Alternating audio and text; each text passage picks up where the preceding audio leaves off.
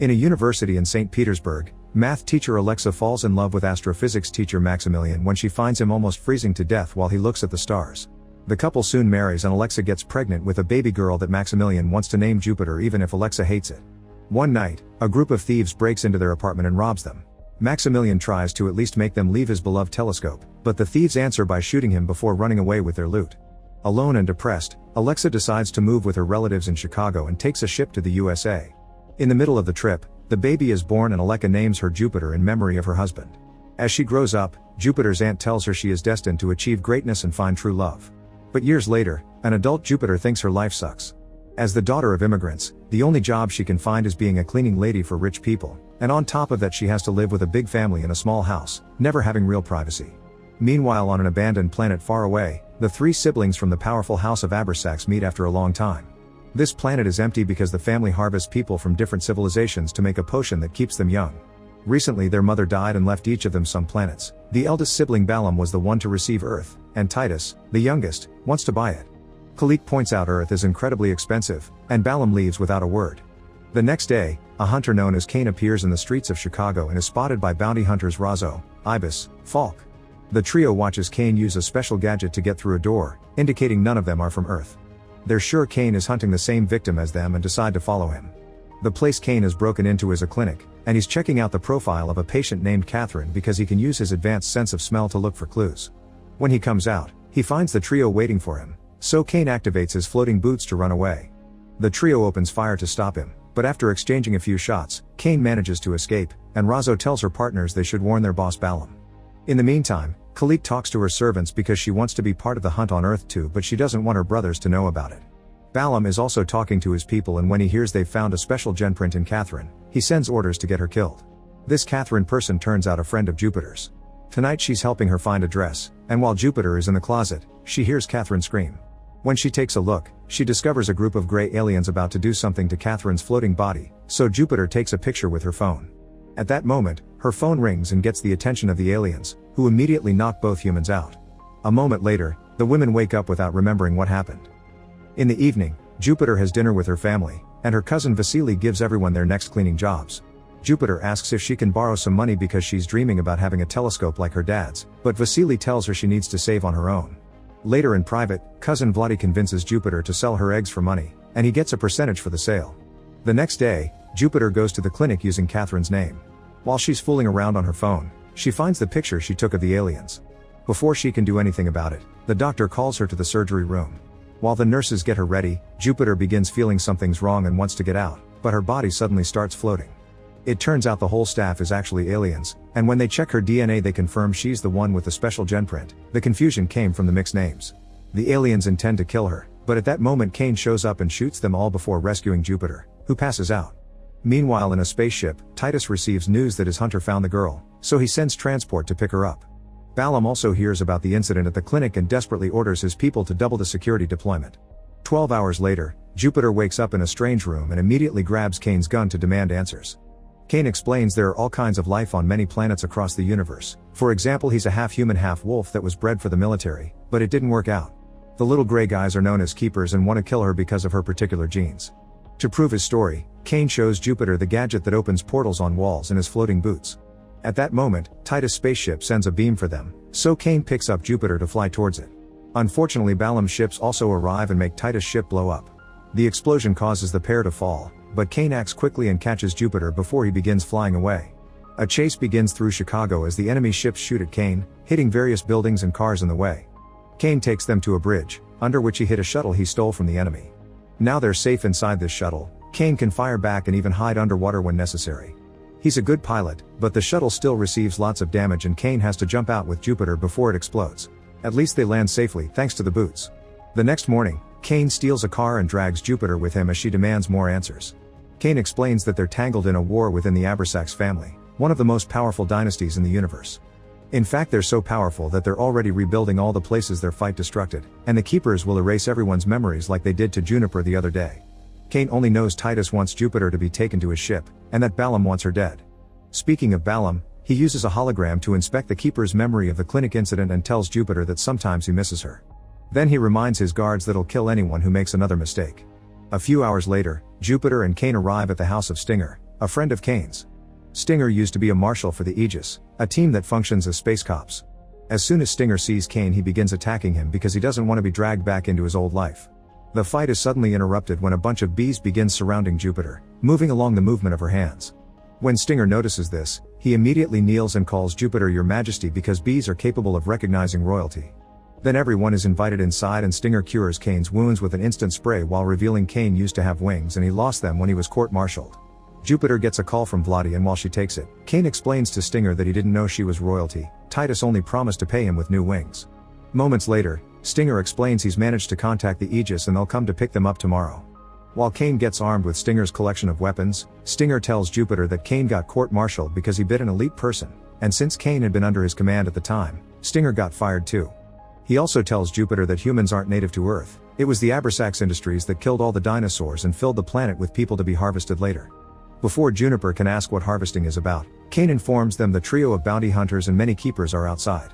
Kane stays behind fighting with both guns and his fists while Stinger runs with Jupiter, but he has to open fire as well when they're surrounded. Falk finds them and pushes Stinger back with a shockwave, but when he tries to get Jupiter, the bees come to her defense. Jupiter runs to hide in the cornfield, but Falk catches up to her and knocks her out with another shockwave. The keepers approach Jupiter to kill her, but at that moment Razo and Ibis show up and betray Falk, killing him and the keepers before taking Jupiter into their ship. Kane finishes off his opponents and rushes out of the house just in time to jump onto the ship undetected. Some hours later, the hunter's ship arrives at an alien city, and Kane jumps off the ship before he can be seen. The hunters sell Jupiter to Kalik's people, who pay better than Balam. When Jupiter wakes up, she finds herself in a fancy dress inside a strange room. Kalik comes to see her and is shocked at how much Jupiter looks like her dead mother. To prove her point, Kalik takes Jupiter to see a statue that looks exactly like her, revealing that Jupiter's the reincarnation of Kalik's mother, who had been 90,000 years old and got murdered. While Kane sneaks into the mansion and follows his nose to find Jupiter, he's found by the guards, and he fights them through the corridors. Kalik shows Jupiter a special pool with water that makes her look young even if she's actually 14,004. This is the potion the siblings grow by harvesting people's lives, but Kalik doesn't say it directly. She explains to Jupiter that her mother owned Earth and since Jupiter's her reincarnation, she can claim the planet for herself and join the rich life. Their conversation is interrupted by Kane, who tries to take Jupiter away, but Jupiter trusts Kalik and accepts to wait for the Aegis to arrive. In the meantime, Balam kills the general that failed to get Jupiter again and sends a new soldier known as Gregan after her. A few moments later, Aegis Captain Singh arrives together with Stinger and promises to escort Jupiter to the Commonwealth Ministry Honoris. After Jupiter changes into more comfortable clothes, Kane checks on her and they have a sweet bonding moment. Jupiter tries to flirt with Kane but he turns her down because she's royalty and he's just a dog. Eventually the ship makes it to Urus, the original human's birthplace. An android guides Jupiter through many offices and lots of bureaucratic paperwork that becomes too tedious and almost impossible to finish. To get it done more quickly, the android ends up bribing an employee and Jupiter finally gets a seal on her wrist that brands her as royalty. Afterward, Jupiter wonders why Kane is still sticking around now all it's done, and he explains Stinger believes they may be accepted into the Force again if they help her. Unfortunately when Stinger shows up, he's surrounded by bounty hunters and he betrays Kane because he made a deal with Titus. Moments later, Jupiter is taken to a different spaceship and meets with Titus, who promises he'll take her back to Earth if she accepts to have dinner with him. Meanwhile Titus guards lock Kane in a cell. Over dinner, Jupiter asks about Kane, and Titus tells her he sent him back to his homeland. He also explains Kalik lied to her and finally tells Jupiter that the youth potion is made out of human lives. As he shows her his stash of potion bottles, Titus explains his mother changed her mind about the harvesting and intended to end the business, that's why she was murdered. Titus pretends he never made potions, he only rescued these bottles because he intends to finish his mother's goals. Jupiter believes him, but when Titus asks her to marry him in order to work together against his siblings, she hesitates. Meanwhile Stinger gets in contact with Titus guards to finish their deal. After they hang up, it's revealed Stinger was captured by Tsing and that she made him call to trace the ship's location. Kane is taken to see Titus and calls him out for lying to him. Titus explains lies are simply necessary to survive. He plans to marry Jupiter and then kill her so he can get Earth for himself. At that moment, Kane is shot into space as punishment for his betrayal, and on his way out, he manages to kick something on the wall. Then Kane uses his boots to break the handcuffs and grabs some of the wall debris, which turns out to be protective gear. Unfortunately he can't make it back to the ship because it escapes through a portal. The gear doesn't have much oxygen left and Kane remembers Jupiter while thinking he's about to die, but thankfully the Aegis shows up just in time to rescue him. He informs the crew they need to save Jupiter and asks for Stinger's help, so Stinger gets the chance to explain he only betrayed them because Titus promised a cure for his sick daughter, otherwise he's on Aegis' side. Back on Earth, Jupiter's family is worried about her and yells at Vladi for having lost her to a suspicious clinic. At that moment, Gregan breaks through the ceiling and captures them all. Sometime later, Jupiter confesses she's unsure about the wedding and asks to see Cain. Titus tells her Cain left because he attacked people again, then points out the wedding is just a contract to protect the innocent. He also shows her that he had prepared a rite of pardon for Cain and didn't use it just because Cain betrayed him. Convinced of Titus' good intentions, Jupiter accepts to marry him. A few hours later, Jupiter is put in a beautiful dress and taken to the ceremony. Outside, Titus' fleet surrounds the ship to defend it against the incoming attack from Aegis. Cain and Stinger are still excellent pilots and fight fiercely against the enemy while Jupiter hesitates at the altar. She barely finishes her vows, and when a symbolic ring is about to be printed on her finger, she tries to take her hand back as she hears the noises of the battle. Titus forces her hand back in place, but at that moment, Cain breaks into the room and points his gun at Titus as he tells Jupiter the truth. He wants to kill Titus, but Jupiter just asks him to take her away. The Aegis ship takes Jupiter away and she takes the chance to give Cain the pardon she stole from Titus. Cain wants to bond with her more, but Jupiter doesn't want anything else to do with this. Moments later they arrive on Earth and Jupiter finds her home in ruins. Gregan is there too with a bunch of Balaam's men. They explain that Jupiter must come with them to abdicate her title if she doesn't want her family to die. Singh and Cain think it's a trap, but Jupiter accepts to go anyway. Jupiter is taken away by Gregan in his spacecraft while Singh and Cain try to follow them on the Aegis ship. However, as soon as Gregan's craft crosses the portal, they close it so that the cops can't follow them. Singh has to quickly turn the ship around before they get caught in a dangerous storm. This storm surrounds Balaam's dominion and Cain is hesitant to act, but Stinger comes and gives him a heartfelt speech about how much he needs Jupiter. Desperate to have his own pack, Cain decides to go to the planet alone. His shuttle is damaged by the storm and his landing ends up being a violent crash, damaging the gravity hull on its way down. At Balaam's dominion, Jupiter meets with him and accuses him of killing his mother, causing Balaam to slap her for it. Then Balaam makes Gregan almost kill Alexa, only stopping him when Jupiter accepts to sign the abdication to save her mother.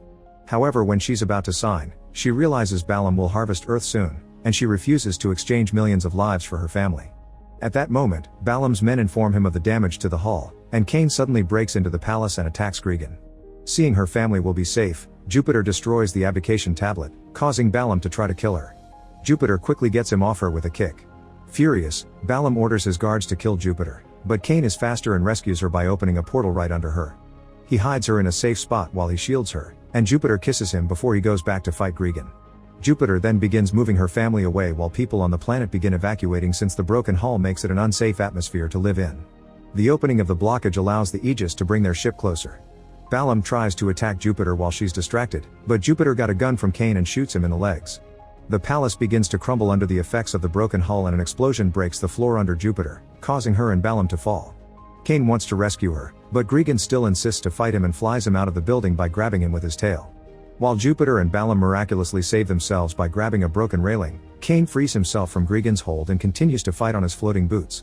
He makes the beast crash on the floor by hurting his wings, then he finally kills him by putting a portal around Gregan's neck.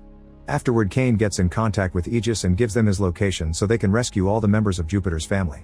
Meanwhile, Jupiter is trying to find a way out, but the building keeps breaking under her. She nearly falls plenty of times, but after a few dangerous jumps, she manages to re-enter the palace. Balaam's waiting for her and begins hitting her with a metal rod as he calls her mother, confirming he was the one who killed his mom and claiming that she had begged him to do it because she hated her life. Jupiter steals the rod and retaliates with her own attacks, but she refuses to kill Balaam because of her principles. At that moment, the building finishes crumbling and Balaam falls to his death. Jupiter falls too but gets rescued by Cain, who puts protective gear on her. There's no more time left, so Tsing opens a portal to leave with her ship. Cain notices this and immediately uses his boots to dodge all the falling debris and cross the portal as well. Minutes later, everyone is safely back in our solar system. Sometime later, Jupiter is back on her average routine, but she surprises his family by approaching everything with a more positive attitude. To apologize for the mess Vladi got her in, they gift her the telescope she wanted. Once she's done with work, Jupiter meets with Cain for a date. Now Jupiter has her own pair of floating boots, and Cain has his wings back. After sharing a kiss, they go flying together. Make sure to subscribe and turn on notifications so you can watch more videos like this. Thanks for watching.